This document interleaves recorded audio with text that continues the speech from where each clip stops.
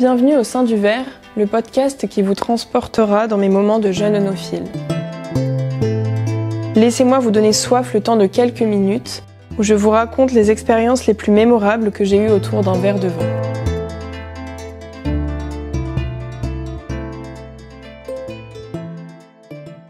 Quand on était au Château Lagrange, on avait plusieurs types de visites. Alors on pouvait recevoir aussi bien un petit groupe de 2-3 personnes, comme un groupe de 40 personnes, que ce soit des amateurs ou des amateurs éclairés ou aussi des professionnels.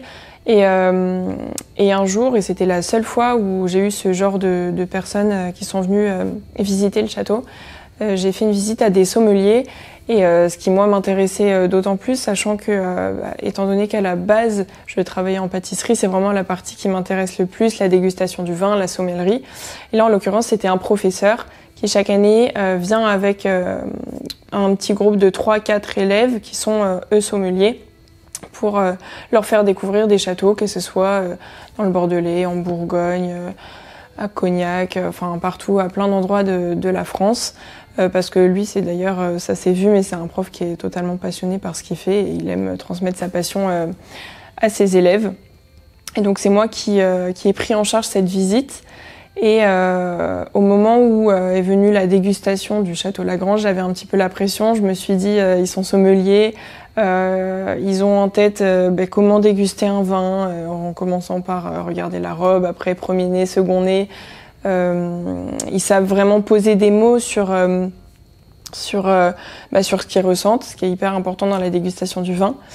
Et au début, j'avais cette petite pression en me disant au final, je vais essayer de leur apprendre quelque chose alors que je m'y connais moins bien qu'eux. Mais finalement, ils étaient hyper à l'écoute et vraiment sympas. Et ça s'est très bien passé. Et à un moment donné, le professeur m'a dit qu'il venait d'être allé visiter Château d'Yquem, et étant donné que c'est le seul cru qui a été classé dans les vins de Sauternes pour le classement 1855, et que c'est le Graal dans les vins de Sauternes, les bouteilles hyper chères que tout le monde rêve de déguster une fois dans sa vie, je lui ai dit mais je rêverais d'aller là-bas quoi. Et ce qui s'est passé, c'est que lui à la fin m'a renvoyé un mail puisqu'on s'était échangé nos contacts et il m'a dit écoutez, je vous propose de venir avec mes élèves la prochaine fois qu'on ira au château d'Yquem, vous viendrez. Voilà, il y aura une petite journée qui sera organisée.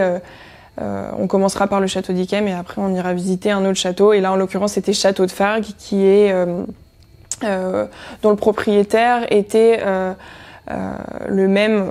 Enfin, un certain pourcentage du château d'Yquem appartenait au même propriétaire que le château de Fargues. Donc voilà, il m'a proposé de venir et bien évidemment j'ai sauté sur l'occasion et je lui ai dit que je serais bien évidemment présente et que j'étais hyper reconnaissante de ça. Et en plus de ça, ça me prouvait que lui avait apprécié la visite et la dégustation qu'on avait faite. Et je me suis retrouvée début décembre dans mon train à venir de Paris pour me retrouver dans le Sauternais entre les vignes. Me voilà le 2 décembre, 3 à 4 mois après notre entretien avec le professeur que j'avais rencontré au Château Lagrange, dans la voiture, en plein milieu des forêts aux couleurs rouge, orangées, brunes.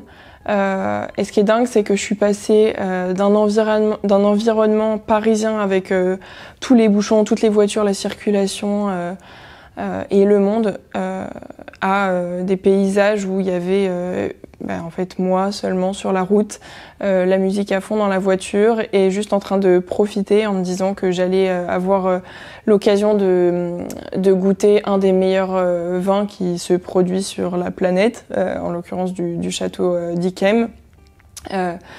Et j'ai trouvé ça magique en fait, le fait de pouvoir en quelques heures se retrouver d'une ville vraiment urbaine à un environnement totalement sauvage et détaché de toute la pression qu'on peut avoir. Enfin voilà, et j'ai beaucoup aimé ce trajet qui a duré 1 heure et qui au final, c'était un moment avec moi-même pour me préparer à déguster un des meilleurs vins. Donc on a été accueillis par une dame, ça faisait une 15aine d'années qu'elle travaillait au château d'Yquem. Super souriante, on voyait de quoi elle parlait et qu'elle aimait beaucoup faire sa visite. Elle a vraiment pris du temps pour nous. La visite a duré environ 1h30 Et moi, la principale chose que j'ai retenue de la manière dont on élabore le vin au Château d'Yquem, c'est la sélection grain par grain. En fait, le principe pour faire un vin de Sauternes, c'est qu'on va laisser les raisins à surmaturation de manière à pouvoir tirer des sucres résiduels des baies. Donc au lieu de ramasser les baies lorsqu'elles sont tout simplement mûres, assez sucrées avec un bon taux d'acidité et de sucre, on va les laisser prendre encore plus en maturation, donc se gorger en sucre, du coup avoir développé des arômes de fruits secs, de fruits mûrs, de fruits confits. Et tout ça, c'est grâce à un champignon. Et c'est ça qui est dingue, c'est qu'en fait, on va tirer profit de quelque chose qui normalement est super mauvais pour les raisins.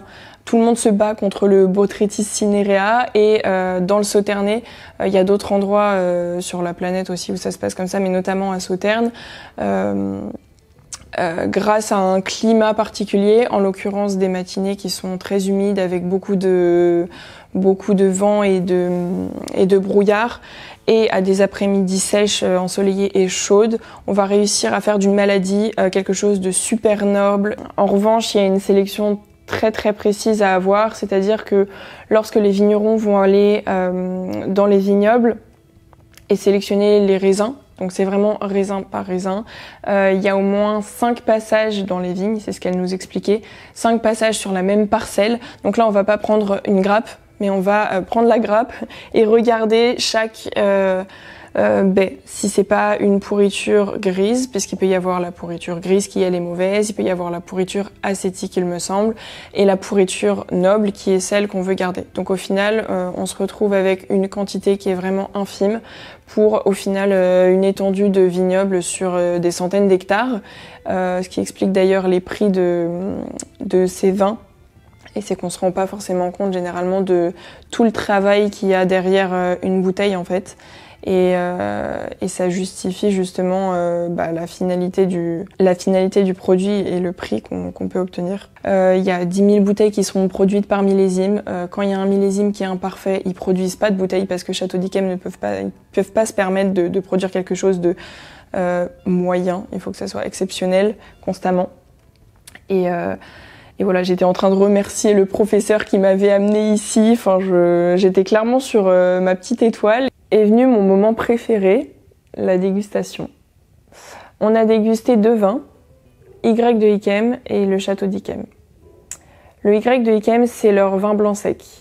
Pour leur vin blanc sec, ils vont, pour chaque vigne, à la période septembre-octobre, récolter une grappe qui vont vinifier comme un vin blanc sec, parce que la vigne aura pas été en surmaturation, elle aura juste été à maturité. Donc pour leur vin blanc sec, il y a aussi un passage en barrique, ce qui fait que c'est un vin qui a quand même de la complexité et qui en bouche est hyper rond, hyper complet. Clairement, c'est le meilleur vin blanc sec que j'ai goûté depuis que j'apprécie le vin. Il y avait un bouquet. En fait, j'ai fait l'erreur de pas noter lors de la dégustation ce que je ressentais. Donc là, aujourd'hui, comme ça, de me souvenir exactement ce qu'il y avait dans le verre, c'est quasiment impossible. Mais je sais que ce qui m'a noté, c'est juste la longueur en bouche. Généralement, dans les vins blancs secs, on a l'habitude de garder surtout l'acidité en fait qui est très présente, les agrumes. Alors là, il y avait l'acidité, il y avait des arômes fruités, il y avait des arômes floraux, il y avait des agrumes, mais il y avait surtout une longueur en bouche juste impressionnante. 1 minute après, on avait toujours le vin en bouche et c'était pas du tout agressif pour le palais. C'était un vin qui était hyper complet, hyper rond, juste sublime.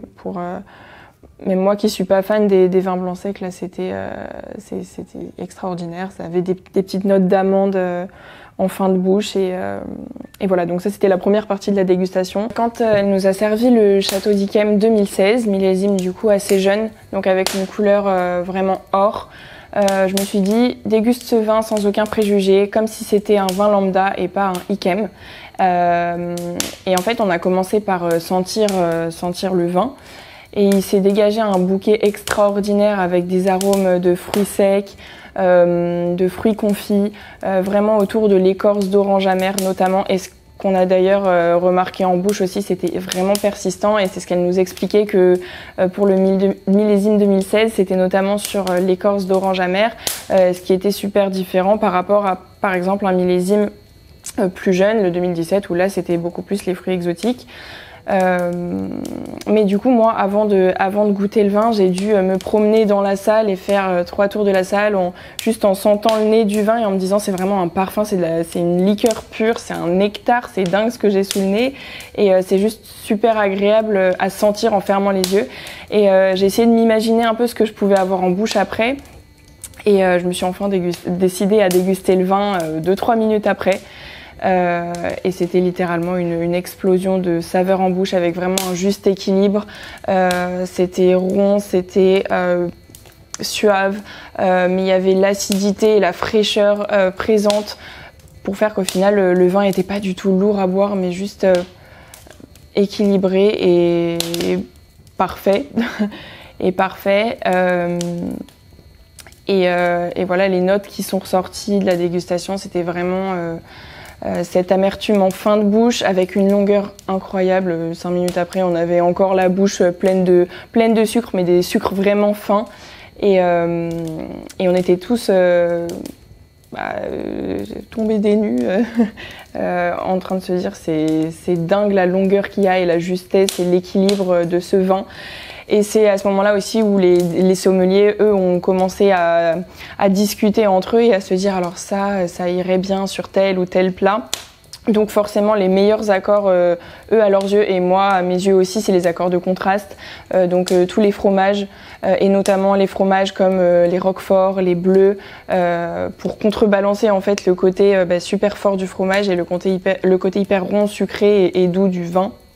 Et aussi, j'ai découvert ça, je savais pas, mais il parlait des huîtres, de l'association du sauterne avec les huîtres, comme quoi c'est un des meilleurs accords avec le sauterné, manger des huîtres, alors que pour autant on a l'habitude d'associer des huîtres avec généralement des sauvignons qui sont vraiment hyper vifs sur l'acidité, les agrumes. Et voilà. Et d'ailleurs, la dame était d'accord avec eux et a dit c'est vrai. Et d'ailleurs, il y a très peu de gens qui pensent qu'un sauterne peut se boire sur des huîtres, mais du coup, à tester. J'ai pas encore testé, mais à tester. On a reçu un prospectus, comme dans toutes les visites de château, et je l'ai lu. Et il y a deux métaphores qui ont retenu mon attention, que j'ai beaucoup aimées. La première, c'était cette lumière bue. Donc c'est vraiment la couleur de la lumière. Et c'est une lumière, en fait, ça réchauffe le cœur. C'est un petit bonheur. Et la madeleine liquide, parce que voilà, c'est mielleux, c'est gourmand, c'est brioché, enfin c'est tout à la fois. Et c'est comme une madeleine liquide, et j'ai beaucoup aimé ces deux petites expressions qu'ils ont écrites dans leur prospectus. Donc voilà, tout ça pour dire que dégustation fabuleuse. J'avais littéralement des étoiles dans les yeux et je suis repartie de là en me disant waouh, Yquem, c'est vraiment Château d'Yquem. Donc si un jour vous avez l'occasion de déguster du Château d'Yquem, clairement allez-y, parce que c'est pas une occasion qui se présentera tous les jours. Et voilà, foncez.